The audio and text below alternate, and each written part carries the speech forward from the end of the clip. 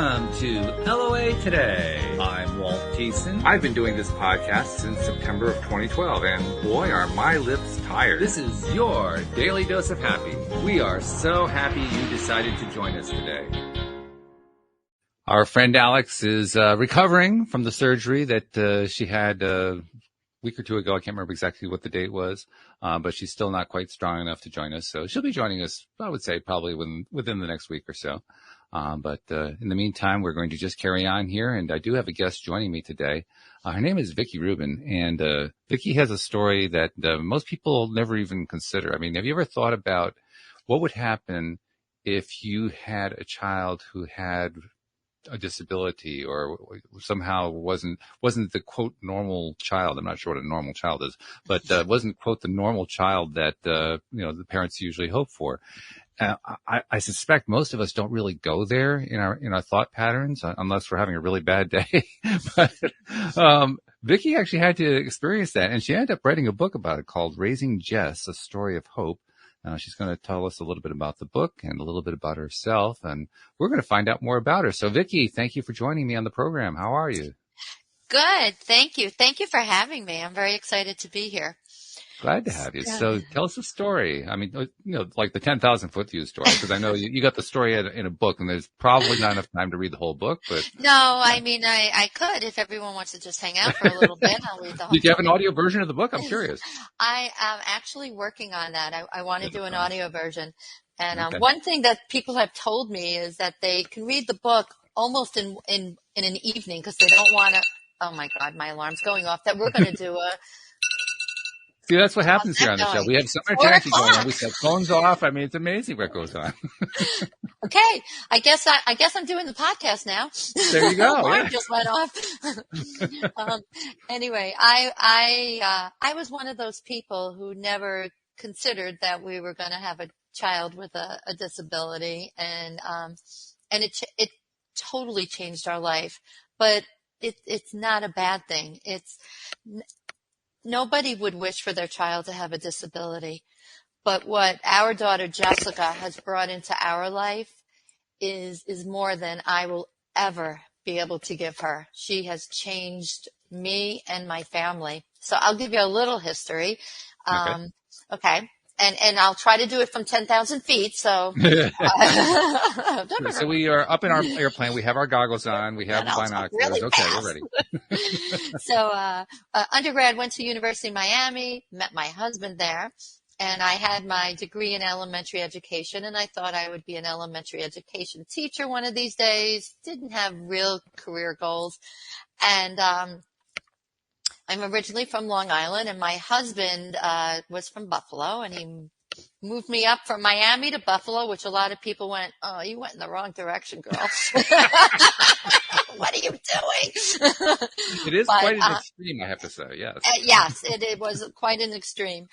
And so, I got here, I was young, I was substitute teaching, and just thought I was going to have my children, maybe be a substitute teacher, not sure what I was going to do. And then we had our first child, Jessica. And Jessica was born with a rare chromosome abnormality, although we didn't know it at the time, but I knew that something wasn't right. And I'll go a little more into that later if you ask me a question. But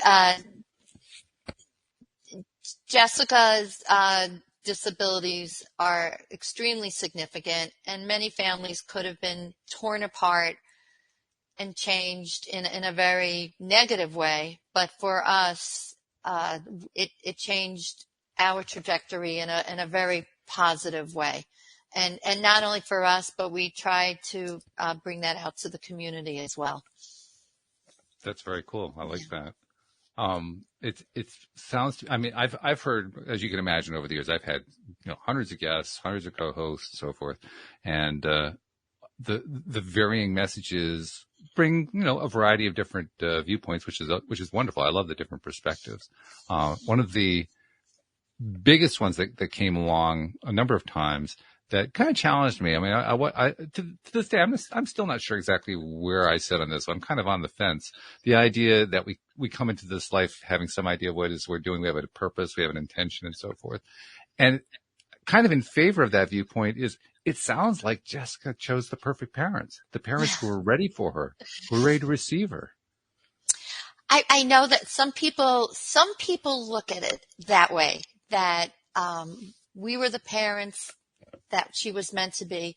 And there are other families who, and I'm not one of them, who take offense to that, who think, what have I done that I'm going to be chosen, to have, or my child would be chosen to have a life that's more challenging than other lives. It's, there's a lot when your child is diagnosed and you know that it's going to be life changing and there's significant, disability. I mean, you question everything. I know at one point I read a book. It was called Why Bad Things Happen to Good People. And I've heard that title, yeah. it was, and I'm not overly religious, but I think a lot of people sometimes may question what's the bigger purpose, what's the bigger plan. Right. And in the book, it said the almighty being or whoever you believe in is not the person who said, okay, Vickie, you get a child with a disability, or I'm going to make this child have this kind of challenge. No, there's not that kind of control, but the control is the support for the family. And when I read that book, it really resonated with me because around the same time that Jessica was diagnosed, I met who is still one of my best friends, and Jessica's 40 right now. And she was a social worker as her background, and really helped me through this really difficult time at the beginning of my parenting experience. So you never know what's going on up there. I like that evaluation. I think you're right. But your book and your story are really about, like your subtitle says, a story of hope. It's a positive story. Tell us how that became true. It's a really good question. It is a positive story. It didn't always start that way. Well, I'm going to give you a quick summary of when she was born because it was interesting, hopefully, hopefully to your audience. About a week before she was born, I had this rash and I kept itching, and I kept calling my doctor, who said, the baby's settling, don't worry about it. So I was like, oh, all right, but I didn't really believe that. And went to even a pharmacist, and they gave me some calamine. So anyway, Jessica, I go into labor on April 11th. Of 1982, and it is Easter Sunday, and we're Jewish. So we're in the hospital, and it's a holiday, and I keep showing people my rash, and no one knows what it is except a nurse who was maybe an experienced mom, and she said, I think this is chicken pox.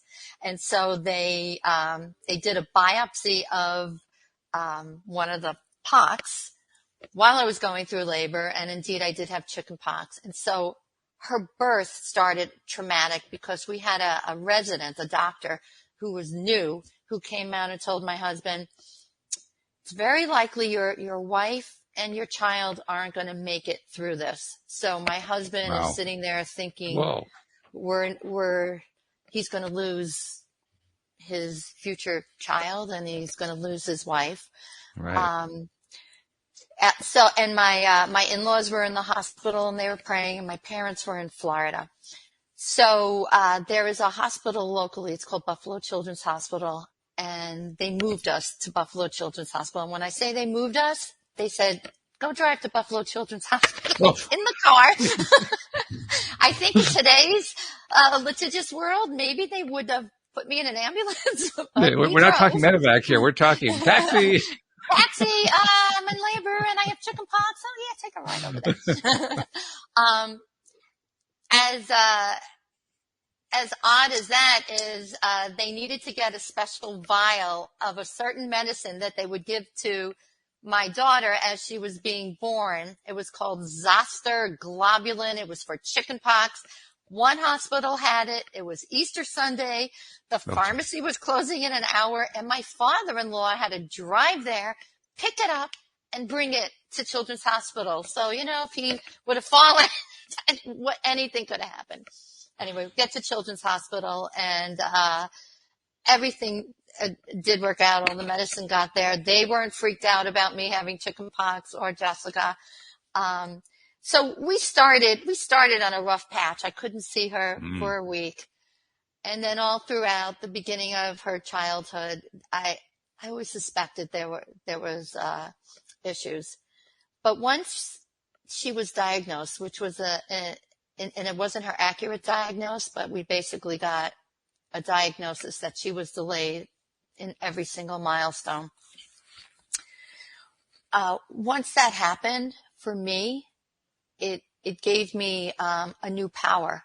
Instead of trying to convince doctors and everyone that something was wrong, this motivated me to, now I know that I need to do something.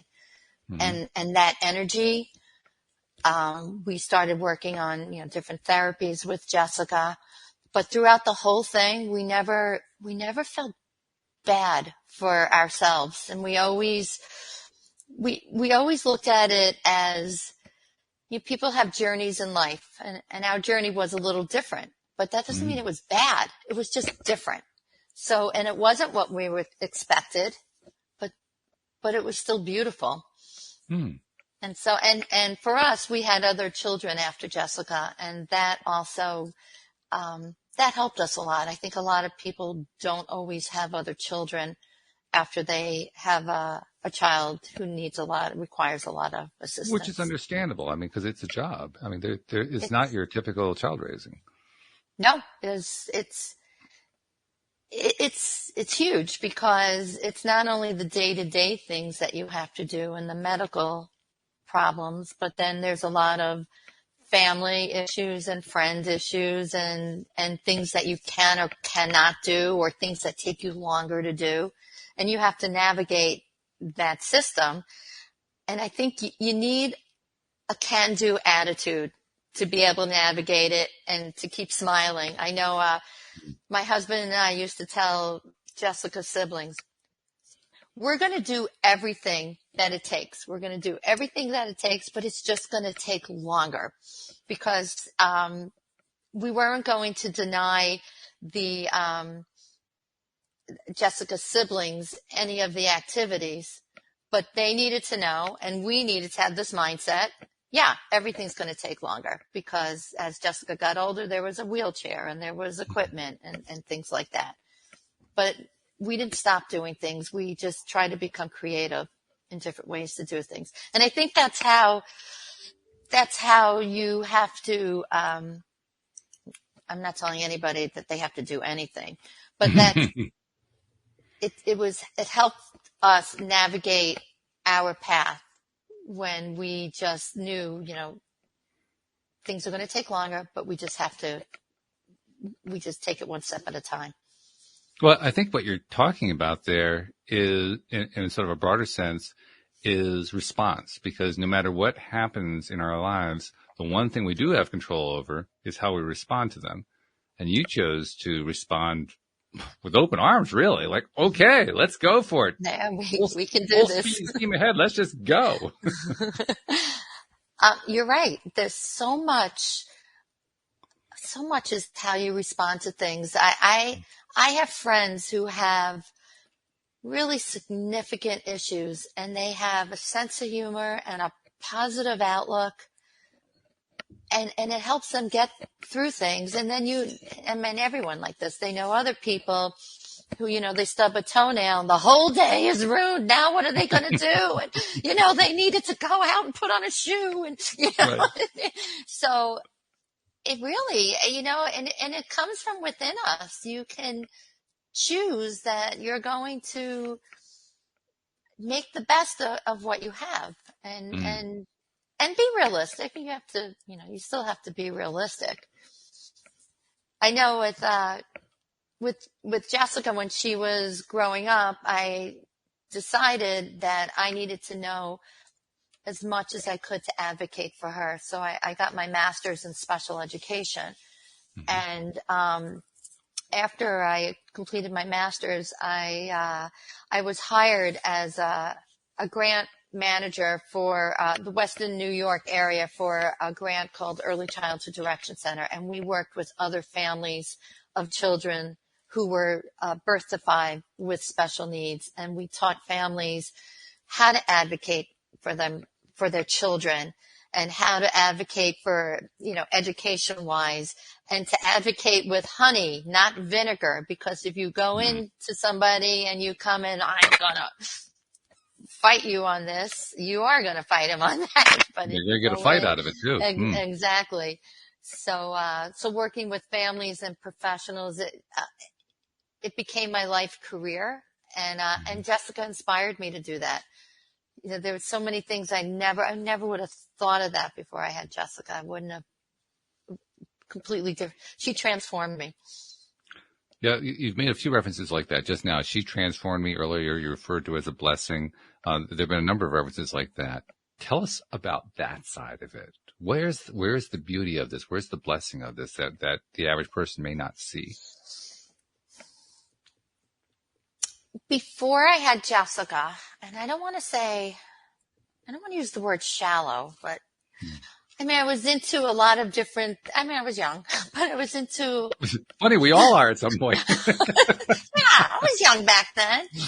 And, into things that maybe to myself right now don't seem as important.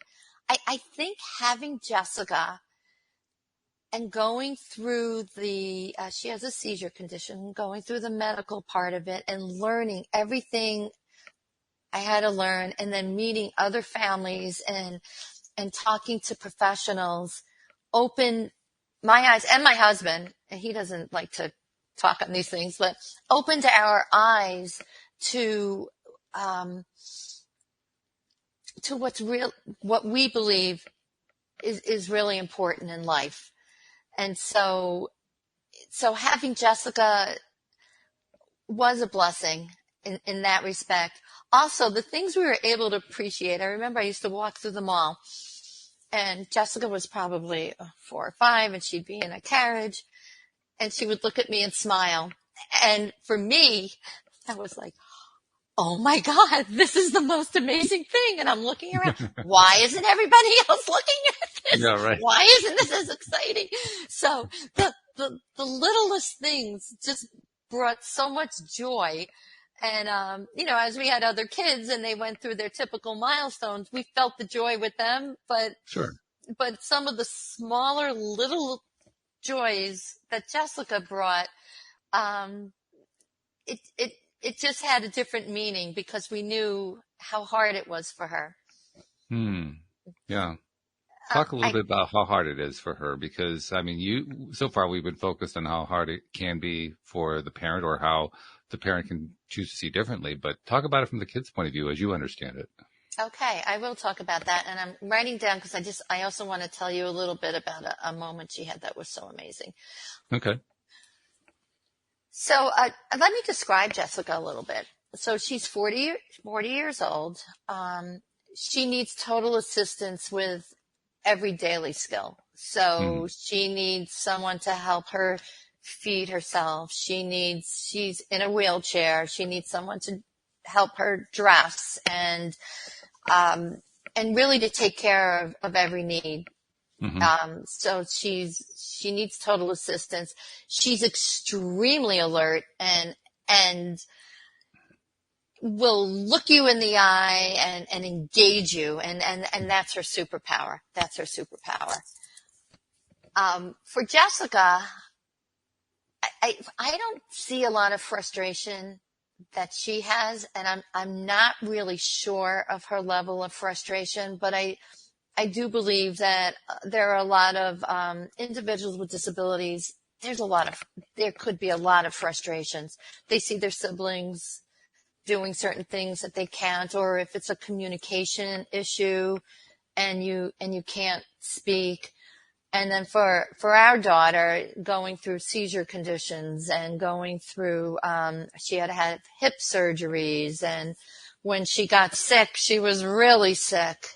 And, and, her life is very different than her siblings. Sure. But, for us, we don't know how much that impacts her. I mean, we just don't know. She seems always happy and so joyful, but no one is always joyful. So, but it's because of the lack of communication. It's hard for her and it's hard for us. Well, that raises the question too, just how much communication is she capable of doing with you? So just a little sidebar. I have a 6-year-old grandson, and we did this book, and what's your wish? And he wanted, of course, a sports car, and yeah, me too. But then my second wish was, no, really my first wish. And I hadn't really thought about that. It was, I wish Jessica could talk to me. It's, I hadn't really, all these years, hadn't like put that in a wish, but wow, what a difference. But, so in terms of communication, I also have a little story about that. So, when she was in school, we did this thing called facilitated communication.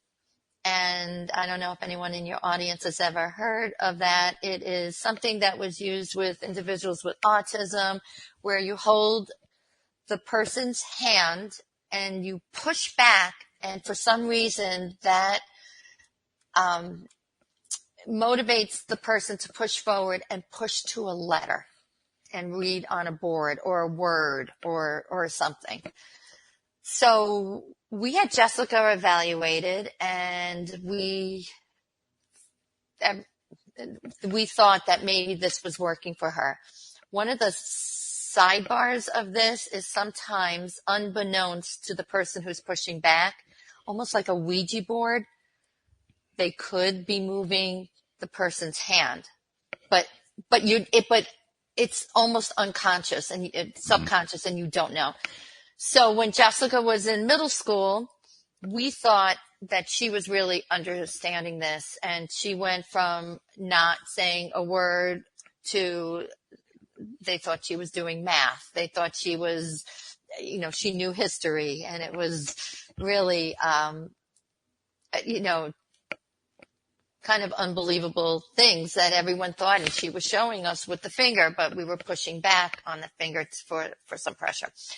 Until my dad and I played a game of telephone with Jessica, where he would whisper something into Jessica's ear, and then I would have to facilitate the word, and it never worked.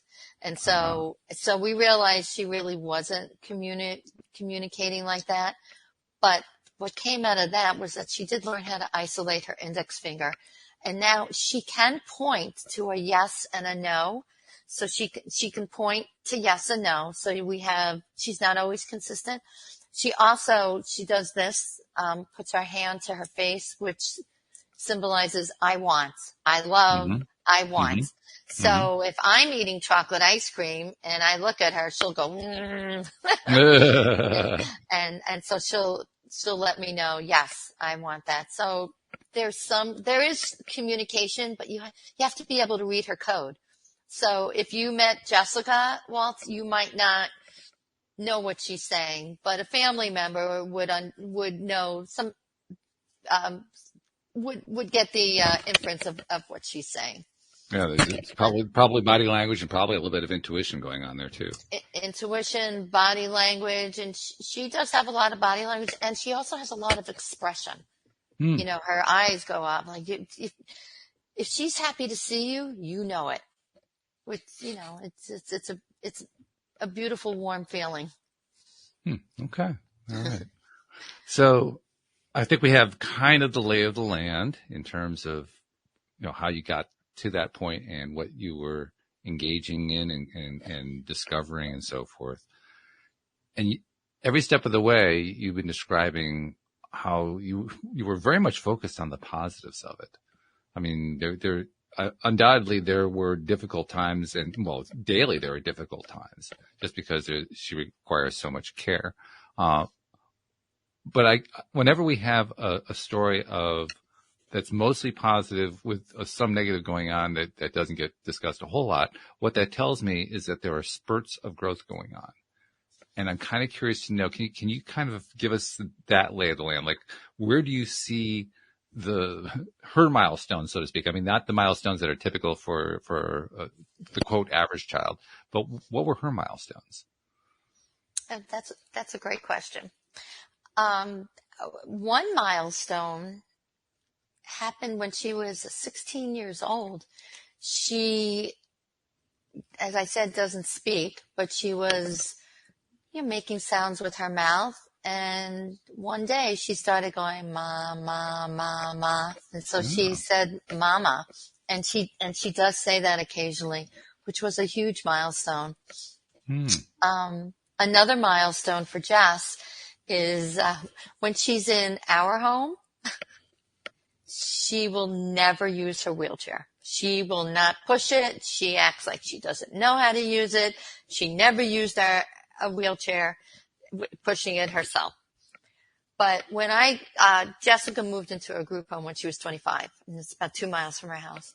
When I go visit her, she can take that wheelchair, and she does 3-wheelers. And the other day, we were sitting in the living room. My feet were on her legs, and somebody in the house was going in the kitchen to start cooking dinner. She's never done this before. She took her hands, pushed my feet off her lap, did a 3-point turn, and went right into the kitchen. And this is and the very next weekend when she came over to our house, and I said, I'm going to be in the kitchen, and our house is open concept. Come with me. Wouldn't move the chair. So, but anyway, I would say that moving the chair is a milestone for Jessica, although she doesn't, move it for me at home. She also takes music therapy. And once again, with isolating the index finger, if, one of her favorite songs is Jingle Bells, she knows the rhythm and she knows which way it goes on the key. So if someone's helping her, she can actually play that. And one of the coolest things is she can hum about 30 tunes, pitch perfect. Where does that come from? I don't know. So there's a lot of learning, that a lot of milestones that she has had. I do want to say, not everything for me, I don't want to sound like a Pollyanna, and or for people who are younger, I'll say somebody who's always thinking it's all sunshine. When Jessica was young, I suffered panic attacks. It was very hard. It was hard for a while. I mean, I broke through it, but I did suffer panic attacks, and I was dizzy all the time, and it was very stressful. And for me, her seizure condition was one of the more stressful things, because it was so unpredictable, of when it was going to happen, how long it was going to last. Was this going to be one that was going to change our lives forever? So I don't want it to seem that everything was roses, but we took what we had and tried to shift our thinking into, okay, we're going to be positive, and we're going to make this a hopeful situation, and Jessica's going to do everything Jessica can do to the best of Jessica's ability. And we're going to do the best to our ability. I know a lot of families are hard on themselves, and I was when Jessica was young. I felt that I had to be doing therapy with her every waking hour, or she was going to be delayed more. And my husband, one day, he was watching a football game with her, sitting on the couch, watching our Buffalo Bills, go Bills, anyway, and I said, we should be working with her. And he said, Jessica also needs to be able to sit on the couch with her dad and watch a football game and just hang out. And that to me was like, yeah, you're right. That was like light bulb. Mm-hmm. Mm-hmm. I find it interesting you mentioned the word Pollyanna, and I like to introduce something to kind of change that theme a little bit, because I love what you said. I have no problem with what you said, but people do have that idea about what Pollyanna is, and most of the people who have that idea have no idea where Pollyanna comes from, because it actually comes from a book, a story about a Right. little girl named Pollyanna who was an orphan and went to live with her aunt, who was a very kind of a miserable person living in a town full of miserable people. And Pollyanna goes in there and demonstrates through her own behavior that it's worthwhile to change your attitude. The whole attitude of the town changes, and she ends up in an auto accident, and the whole town ends up caring for her. And so it's not a story of somebody who just sees that everything is always wonderful. It's the story of somebody who goes through tragic times and finds the wonder in it anyway, which is exactly what you did. Yes, I thank you. And I did know Pollyanna was a book, but I actually didn't know the detail. It's a good book. I mean, yeah. it's obviously it's more of a children's book, but Right. I recommend it as a read. First of all, anybody who reads it, it'll change their attitude about the word Pollyanna. And secondly, it's uplifting. It feels good. And that's what I hope the book does. People who have read it, who are either other family members or teachers or therapists, or anybody who just wants to know, like, what's the backstory of having a child who has so many needs, they've come back with, yeah, this is I feel good after reading this. This is a good story. This, you made me laugh and made me cry and heartwarming. And so, yeah, it doesn't have to be a sad, depressing story. It's, it could be a beautiful story. That's a fabulous thing. One of the things when you asked about a milestone, when Jessica was 13, and as I said before, we're Jewish, our rabbi said, would you like to have a bat mitzvah for Jessica? And wow.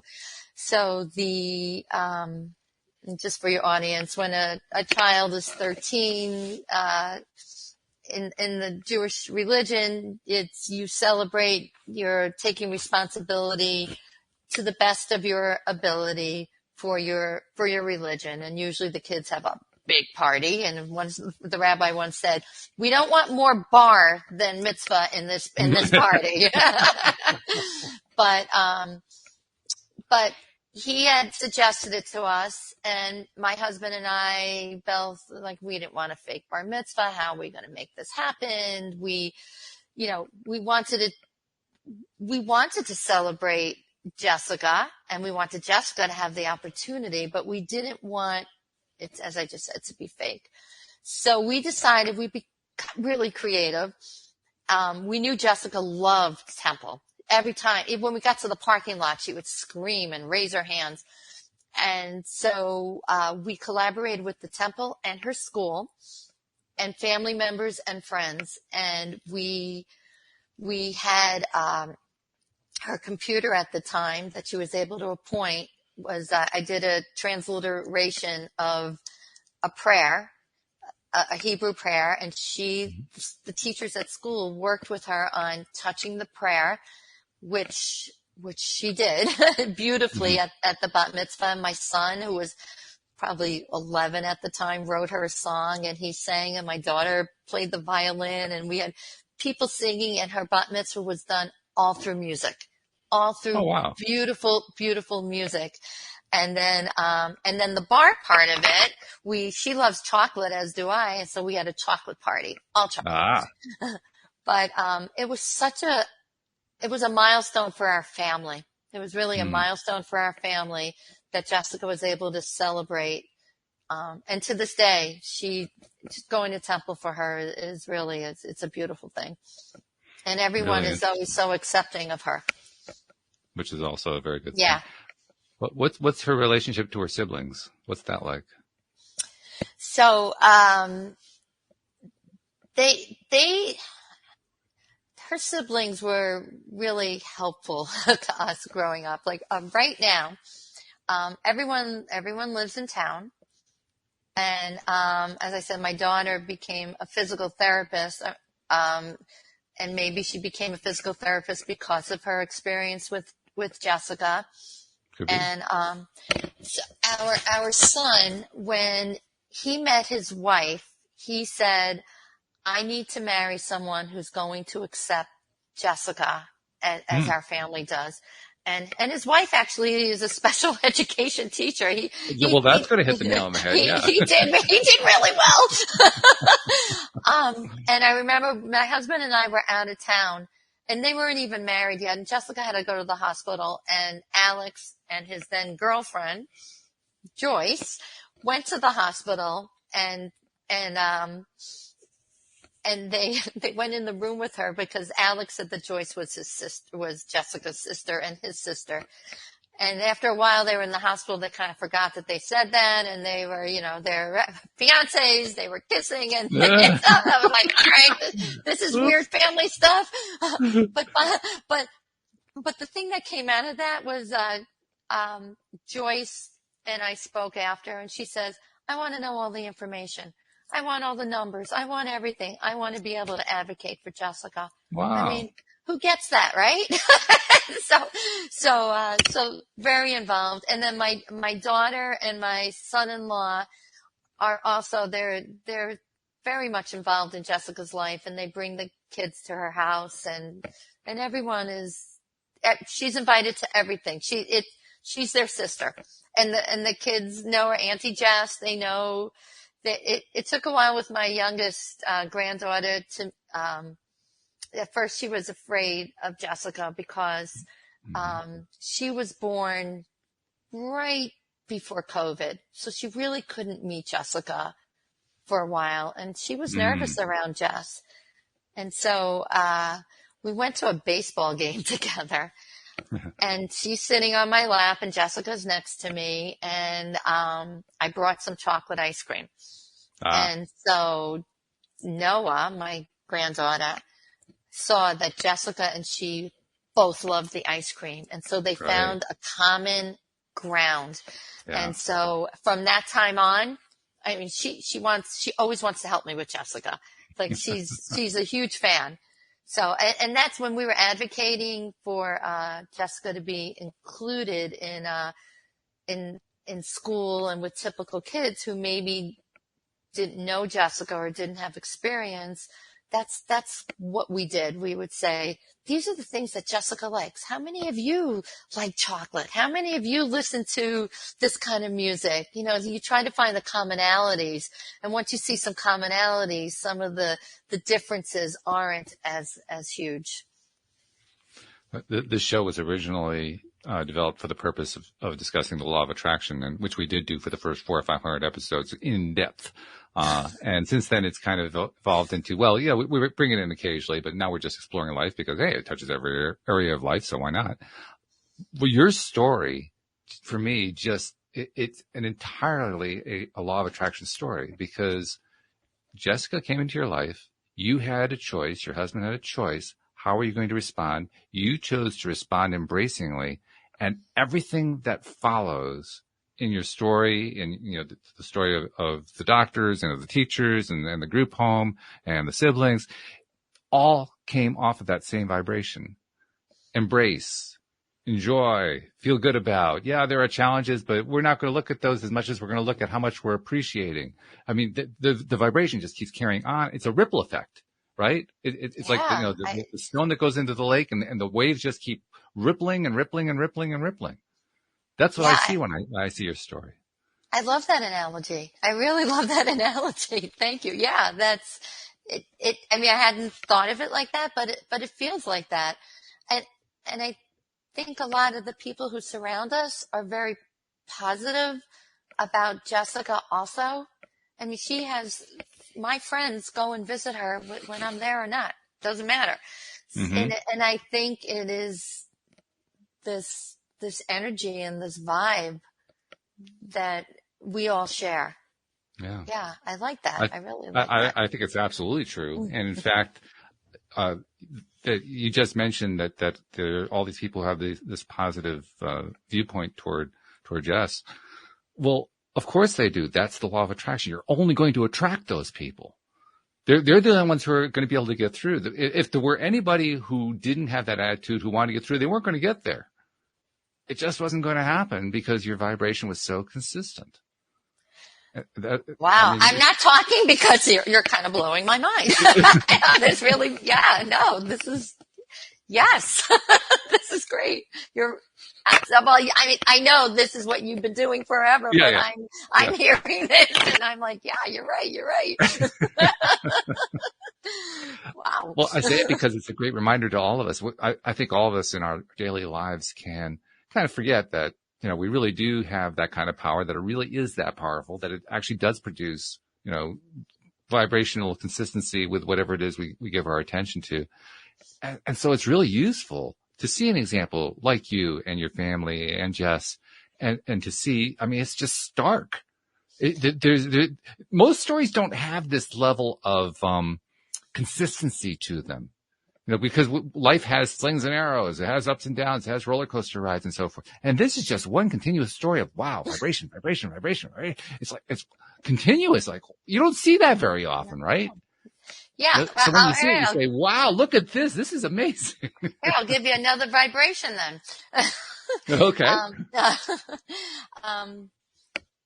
So when she was graduating, we got a notice from the high school. She was in the high school. We got a notice from the principal that Jessica was winning an award. And we're like, okay, all right. So we go, we invite a couple of friends and, the siblings, and everyone goes. And yes, it's Buffalo, but it was hot. It was very hot because it was June. Yes, Buffalo does have a summer. I just wanted to mention that. We do have a summer. We actually have a beautiful summer. Anyway, so we go, and all these kids are being called up. They won, scholarships to Yale and scholarships to here and scholarships to there. And it's long. It's really long. It's like over an hour and a half. And my husband and I are like, is this a mistake? Right. Did they really invite us? I don't know. We were like, we were beginning to feel a little awkward. And then at the last award, the principal comes up and he says, the next award is the principal's award. And this is for a student who has hardships every day of her life, but comes to school with a smile on her face and brings joy to others and joy everywhere she goes. And the principal award goes to Jessica Rubin. And there was thunderous applause. And, we went up and got her award. And that, I mean, if that's not like the principal kind of seeing her for who she is with all these kids and saving that award for her, was that a milestone for all of us. Yeah. Well, and you've gotten a couple other awards. Your book has gotten a couple of awards too. I can tell you're not somebody who likes to blow her own trumpet, but blow the trumpet for a minute. What awards did you get? Okay. Okay. First of all, if you go on Amazon, the reviews are 5 stars. So that's so fun. you did something right. So I recently won, a gold medal for, I actually have it here. A real gold medal. Not real gold, obviously, or I would be like selling this and whatever. But it's shiny though, so that's I won a shiny gold medal for memoir, and went to Florida, and it was a big event, and it was in coordination with the Miami Book Fest, and that was really that was a fun award. The other award that I won was from Best Book Awards as a finalist, and then the third thing was a 5-star review. So that's on the back of the book. And also I got a very good review from Kirkus Books, which is, believe me, I didn't know who that was until I became an author. But they gave me also a very good review. And you know what? I wrote my first book. It took 4 years. I published it when I was 64 years old. So you know what? You can do anything at any time. This is true. So, yeah, the book is really for people it's not, it is for families of families with, a child with a disability, but not only, because so many people who have no exposure to anybody with a disability have read the book and written to me and said, wow, that was eye-opening, or wow, like I never knew this, or I never knew that. So, it's a fun, I know it doesn't sound weird, that it's a fun read. It doesn't sound well, especially after hearing the rest of your story. Nothing about that sounds weird at all. It would be abnormal not to have that kind of reaction, I think. Well, I'm going to put my trumpet down, but Okay. but thank you. It's been a pretty remarkable experience. I call it my failed retirement, because I retired and then started writing this book and working a lot on that. I'm also curious too. I know that, I mean, we all know that, people these days are very much in finding their tribes, which basically means honing in on their interests, the things that are important to them and so forth. And obviously, since Jess has been a very, very important part of your life, your family's life, I would think that a similar kind of experience would occur, in that I would think there'd be connections with other families who have similar kinds of experiences. They have their own child with special needs or whatever that they've been dealing with and experiencing. Have you found that to be true? And I guess from my perspective, I'm curious, has your positivity rubbed off on them? Because I just get the feeling it has to. All right, I'm going to write down, because I want to I want to tell you the second story. Okay. Okay. So when I was working, one of the things I did was I spoke to families, and a mom called me, and she was pregnant, and she found out her child had Down syndrome, and so she called me to talk to me about that.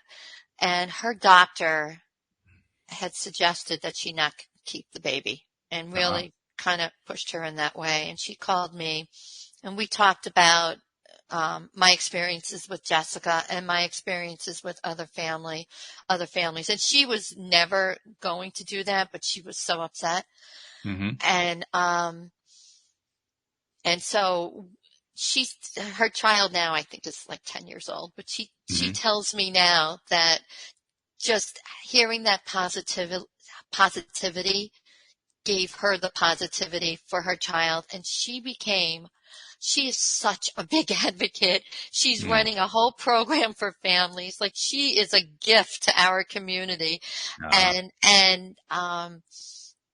just helping somebody, just sharing your positivity with them, and showing the good, the loving parts.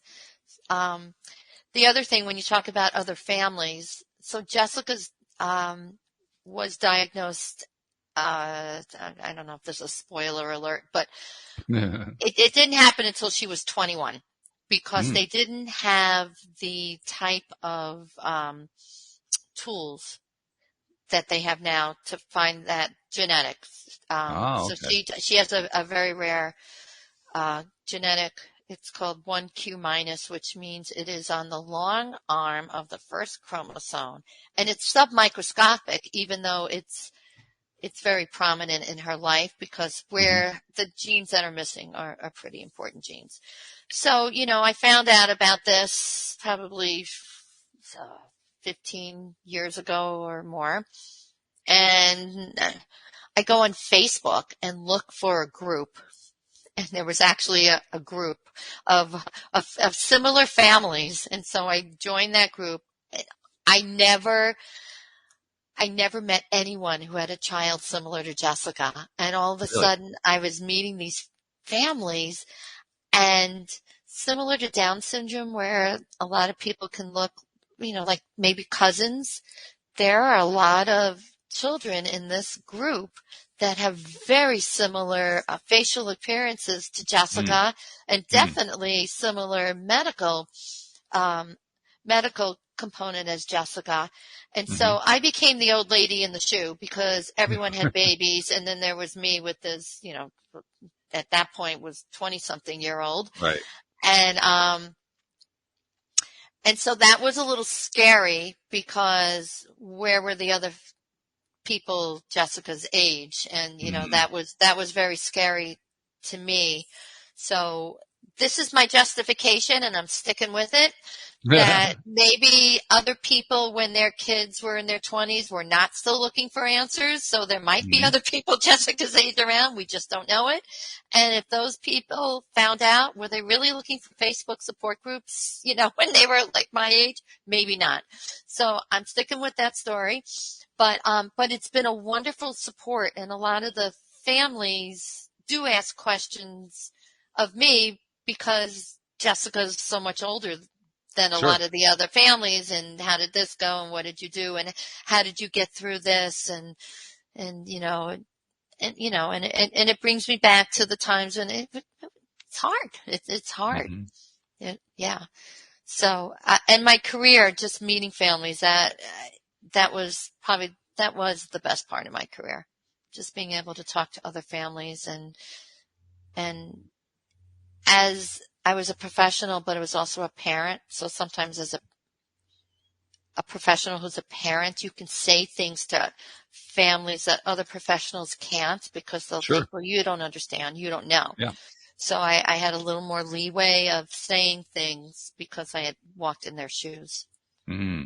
Yeah. Yeah. So, That yeah. that to me is just another example of the vibrational impact that you've had, not only in your own family but outside. I honestly believe that the ripples are endless, and they're growing in number because you wrote the book, you put the book out there, you got the awards for the book.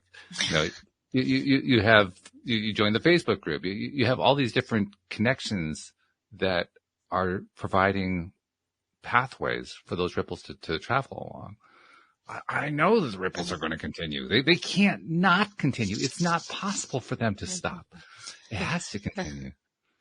And So, you're doing yeah. the same thing. I mean, your podcast and the people that you bring on, and just the energy that you're creating is wonderful. And you've been doing it for so long. It's really, it's amazing. I've said it before. If you had asked me 10 years ago if I was going to be doing this 10 years from now, I would have looked at you cross-eyed like, what are you talking about? Can I get through the first 2 years, please? Yeah, right. It's probably during COVID, it was probably even more helpful because so many Yeah. people were tuning into all different things, even more so. So, yeah. Well, I know what I've found is that, well, first of all, the reason that I even started the podcast was to help me. I needed the help. And that's a story I've told many times here on the show. And it evolved into other people benefiting from it as well. I often have commented, I remember the first time I realized I had listeners. It shocked the hell out of me. I mean, I knew I was doing a podcast, right? But Right. it never occurred to me people were actually listening to it. I love that. Oh my God. Now all of a sudden I have to be on my best behavior, right? Right, now I really better pay attention. But I say that, I mean, it's funny, obviously, but I say that with seriousness because it's a way of reminding myself and all of us, the way we get through isn't necessarily, I mean, for some people, it's all about the service, but it isn't necessarily through the service. It can be through other means, such as I'm taking care of myself and other people are benefiting from it. That's the ripple effect. Yes. So it's not like you have to have this idea of being an altruist who is out there to just, give himself or herself to the world. It doesn't have to be like that. It can be, I'm trying to get through my life day by day and other people are benefiting from it. It's equally valid either way. It's like leading by example. Yeah. Yeah. It's just, it's, there's a lot to say. There's a lot to say about that, just talking the talk, but when people are actually have the behaviors and the action, it's more meaningful. Mm-hmm. Mm-hmm. Yeah. And knowing the stories too. And you've had Yeah. some great stories to share here. And I know you're doing in your book. There's always the off chance too that, someone listening in on this episode, maybe even more than an off chance, maybe they were actually looking for this and they stumbled upon it because they were looking for this exact topic. They may be wanting to reach out to you like those others have reached out to you to find out more about your experience and so forth. So I know you've made it possible. How do people find you? How does somebody who wants to, Yeah. pick your brain, so to speak. How do they reach you? And please, I mean, I want to help people. So, I have a website and I have a blog, and there is a contact sheet on the website, and it's www.VickieRubin.com, VickieRubin.com. And if you go on the website, there's a contact page, and you can contact me there. And then I'm also on Facebook, Raising Jess. You can always find me on Facebook and Instagram, Raising Jess. Twitter. So if you put in Raising Jess story, I'm there. Very good. All right. Yeah. So, in the show notes for the episode page, I'll make sure that we include a link to the VickieRubin.com website so people can find it more easily. Yeah. I appreciate absolutely. that. So, Raising Jess, A Story of Hope, that's the book, multi-award winner, and I presume it's on Amazon. I presume it's just about anywhere. Amazon, Barnes & Noble, independent bookstores, everything. Yes, if you just Google it, or you Google my name and Raising Jess, it's on iTunes. It's everywhere. Yeah, it's on a lot of spots. That's what happens when you win awards. Everybody wants to carry it. Well, thank you. Well, I have to say that this has been one of the more unusual interviews, but certainly a really fun and warm and uplifting kind of interview. And I've really enjoyed talking to you and getting to know you. So, thanks for joining me on the program. And I don't know if you know much about the way I end up my episodes, but it's really going to be true in this case. But wait, don't end it yet, because I really need to thank you before you end your episode. I so appreciate, I mean, you took a gamble on me because you don't really know me. So, and you're such a good interviewer. I just, so relaxed, and your insights. I mean, there's been so many times I've been like, oh yeah. Well, thank you. and thank you. I really appreciate it.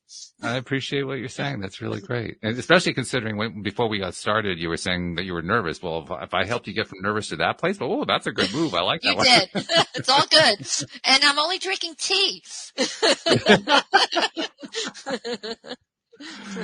Very good. I love that. So anyway, like I do with all my guests, it's really true in your case too, especially true. But there are many people who you've never met, you've never seen, but they read your book, or they've seen you on something like this, or they heard you on a podcast or whatever, and you touched their lives, you helped them in a way that you didn't know about. I think it's important to recognize that.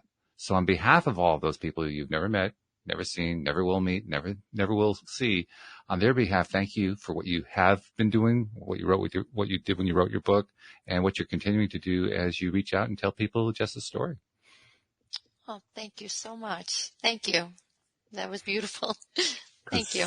It doesn't get enough attention, and ever since I started doing it, well, first of all, I get great reactions because people appreciate the appreciation, but again, it sets those ripple effects going, right? Because that's a ripple just keeps going and going and going.